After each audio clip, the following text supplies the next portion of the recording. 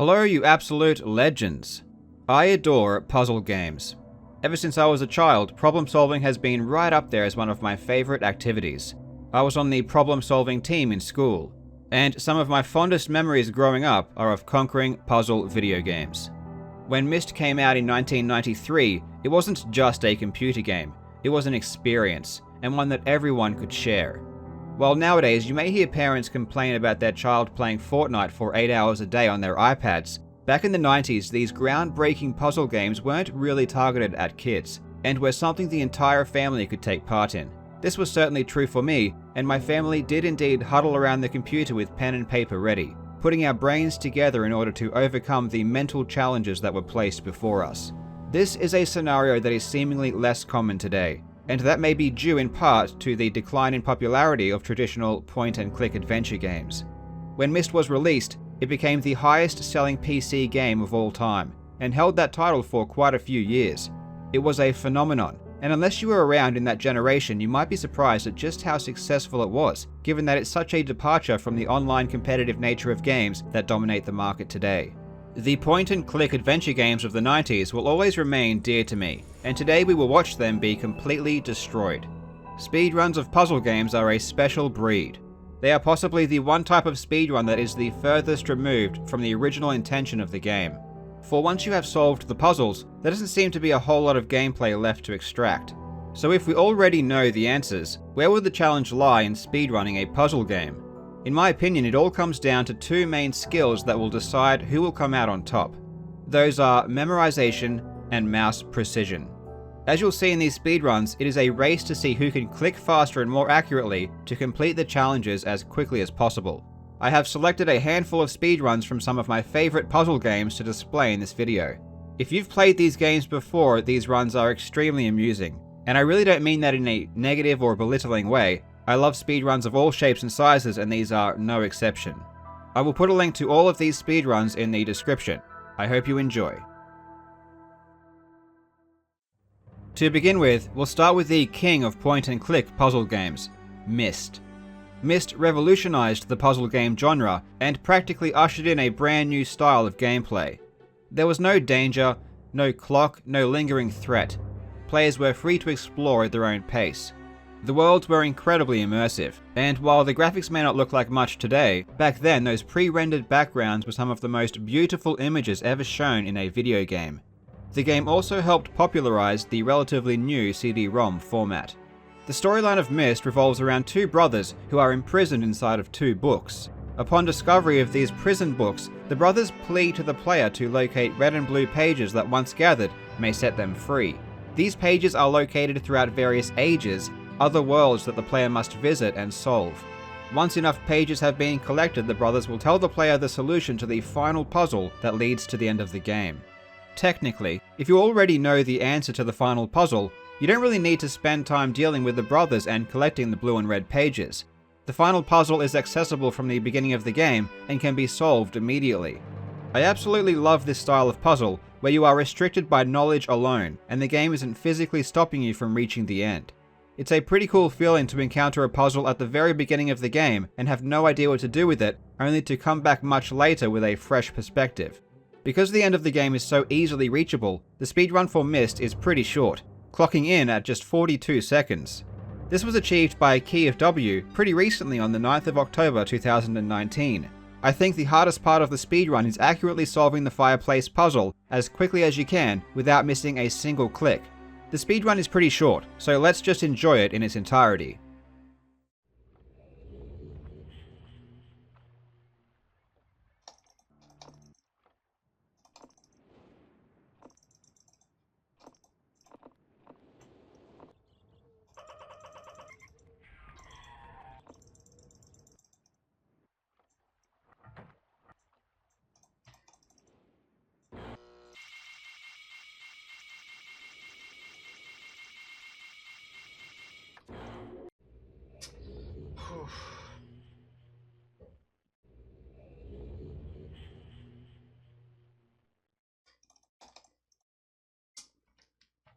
Yes! Feels so good. Riven, the sequel to Myst, was released in 1997. The artwork in this game is simply amazing, and the Age of Riven is an incredibly interesting place to explore. In my opinion, Riven achieves something magical in the way it blends the puzzles into the world building itself. Solving puzzles has more to do with learning about the culture of the inhabitants than it does merely overcoming abstract and artificial problems. For example, in order to solve one of Riven's main puzzles, you need to learn the written numbering system that is used by the people that inhabit the island, called the Rivenese. The way the game teaches you this language is really creative, and it doesn't spell it out for you. It feels like you are genuinely exploring and learning about a culture that may very well exist. Most of the puzzles are the same each playthrough, but the puzzles that involve the numbering system change each time. There is a point in the run where you need to read the journal of the antagonist, who has written down the code to a lock you need to open. The code is written in this Rivenese language, which is why you need to be able to understand it. Each playthrough the code changes, so you need to read the diary each time to memorize the number. The combination of the final puzzle changes each playthrough as well. As with Myst, it's accessible at the beginning of the game, but this time you really can't know what the answer is, so you have to play through the entire game to get the code. Speedrunners need to be extremely adept at reading the number system so they can extract the information quickly. Given that you have to play through the full game, the speedrun for Riven is a bit longer than Myst's, and clocks in at 5 minutes and 51 seconds. This was set by Zaustus just this week on the 28th of October 2019. This run looks insane, and he just flies through the entire game, stopping only to read the various codes. I strongly recommend you give this speedrun a watch.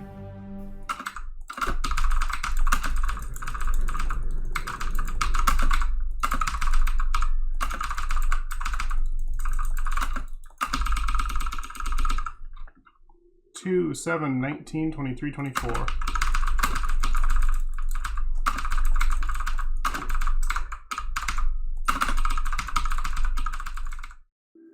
The Witness was released in 2016. This game is very different from the Myst series. While the puzzles in Myst and Riven revolved around the lore and culture of the worlds the games inhabit, the puzzles in The Witness are completely self-contained, usually in the form of grids. This game will definitely test your IQ, and it's made much harder by the fact that nothing is explained. In 2017, I gave myself the challenge of finishing the entire game in a single sitting in a blind playthrough. It took me 20 hours, and by the end of it, my brain was completely fried. If you've never played the game, I definitely recommend you give this a try and see if you can beat my time. The Witness plays differently than the previous two games in that there is free movement. This means that you can interact with puzzles from any distance as long as you can see the grid. This provides an extra layer of challenge because the further you are away, the smaller the grid, therefore the more precise your mouse movement needs to be. Solving puzzles from further away generally allows you to travel less overall distance. In order to beat The Witness, you need to solve a lot of puzzles. The memorization required for this speedrun is mind-boggling. These types of patterns are so much harder to remember as well, because the nature of the problems don't change. Almost every single solution involves creating a path through a grid, so remembering every single path requires a lot of investment. Either the speedrunners have a photographic memory, or they have sunk a lot of time into remembering these patterns. Of all of the speedruns on this list, I'd wager that The Witness houses the most technically challenging speedrun. The world record comes in at 15 minutes and 20 seconds, set by Tzann on the 2nd of August 2018. If you haven't played The Witness, do not watch this entire speedrun. Go and play the game first and then come back to it. But definitely check it out.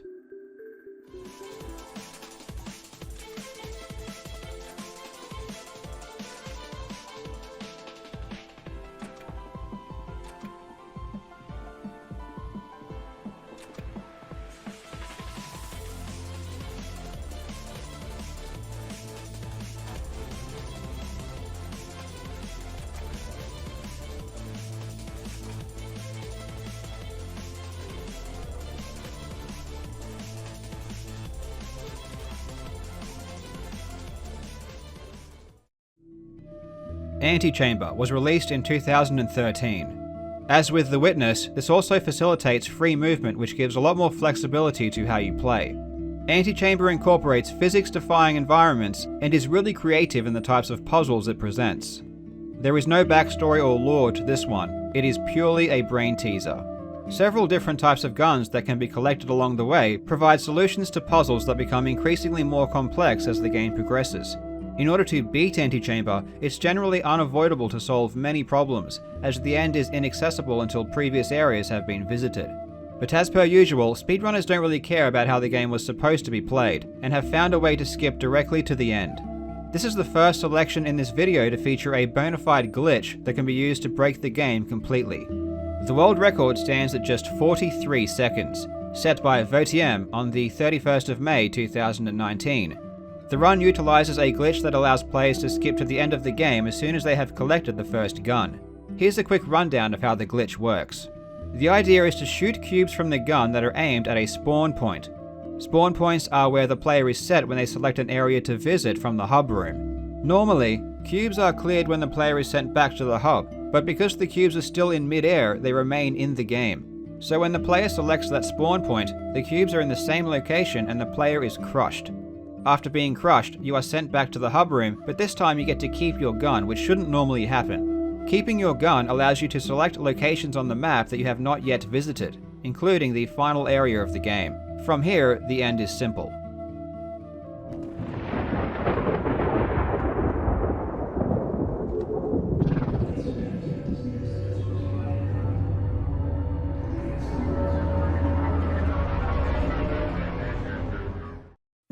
Lastly, I want to shine a light on an amazing speedrun of one of my all-time favorite games, Quest for Glory, So You Want to Be a Hero.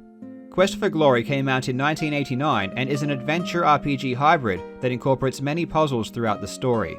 The game is a classic, and I highly recommend a playthrough for anyone interested in retro adventure games. It carries the same unique wit and charm that all Sierra games contained during that time period. The main storyline revolves around the rescue of the Baron's daughter, who has been cursed and turned into the brigand leader. This can be achieved by creating a dispel potion from various ingredients you need to collect. Generally, there is a puzzle to solve with each ingredient, but they usually aren't too difficult to figure out. The game can be completed in 1 minute and 16 seconds if you bypass the main objective. However, the run I want you to watch is the category that doesn't use any major skips. The world record is 4 minutes and 18 seconds by Davidtki, which was set on the 25th of February 2019. The epic thing about this speedrun is that he commentates and explains everything as he performs the run. Definitely go and check this one out and show some appreciation to David creating this amazing, informative video. So, the Dryad I can only talk to during the day, but luckily for me, she happens to be right here, and this happens to be a convenient sleeping point. Most of the forest is dangerous and will kill me instantly if I sleep, but this place is safe, and thus I give her the seed and she gives me the magic acorn and the recipe for the dispel potion. Handy that. I also skipped seeing a stag there whose animation to walk off is a little bit slow. Wow, so while making this video, my favorite puzzle game of all time received its very first speedrun. The game is Orc Nemesis, The Forbidden Lands. It was released in 1997, and if you enjoy puzzle games, then definitely give this one a play. It has an amazingly sinister atmosphere and really interesting worlds to explore. The storyline is really dark, and I couldn't recommend it enough. The runner, Kalymna, managed to complete the game in 30 minutes and 3 seconds. Congratulations on the record, and thanks for finally giving this epic game some attention.